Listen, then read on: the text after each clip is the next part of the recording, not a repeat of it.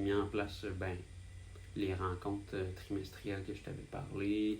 Oui. Fait que j'ai fait les premières rencontres officiellement la semaine passée. Ah. Avec les 4 employés test, là, mettons. Puis la réponse était quand même bonne. J'ai eu du bon feedback de eux. J'ai délégué certaines responsabilités à certains chauffeurs qui m'en ont demandé. La première rencontre, t'avais donné gros de l'info à Dawn. Ouais.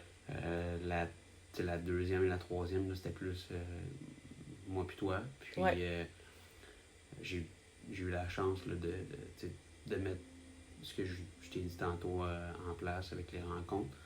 Puis c'est sûr que j'ai hâte de l'essayer un peu avec tout le monde. Maintenant, on ne s'est pas officiellement fait là, parce que les vacances, mais oui. Ma soeur puis moi, on en parlait, puis on va se faire un comité. La deuxième, la troisième rencontre m'intéressait plus parce qu'il servait à la rétention.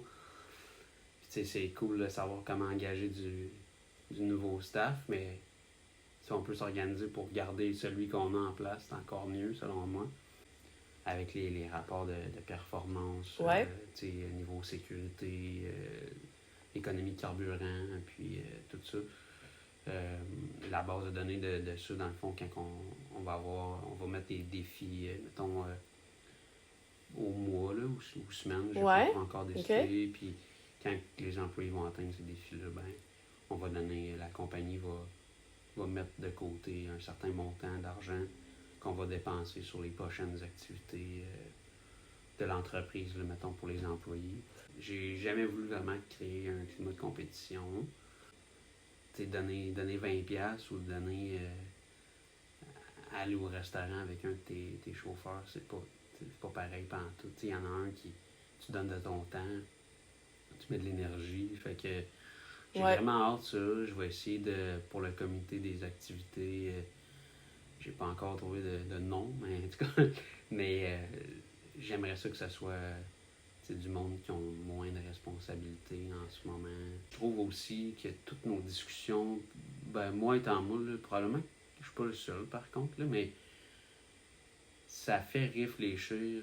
Puis on connaît, les personnes qui ont des petites entreprises, on connaît notre entreprise par cœur, puis souvent notre secteur d'entreprise par cœur, parce qu'on y passe tellement de temps.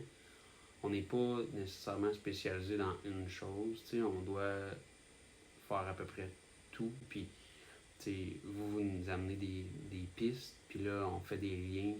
Après un certain temps, on peut avoir des idées qui nous viennent en tête, puis c'est ça que ça prend, c'est ça que ça prend, puis on le sait que quand on a une bonne idée, il n'y a pas de réflexion.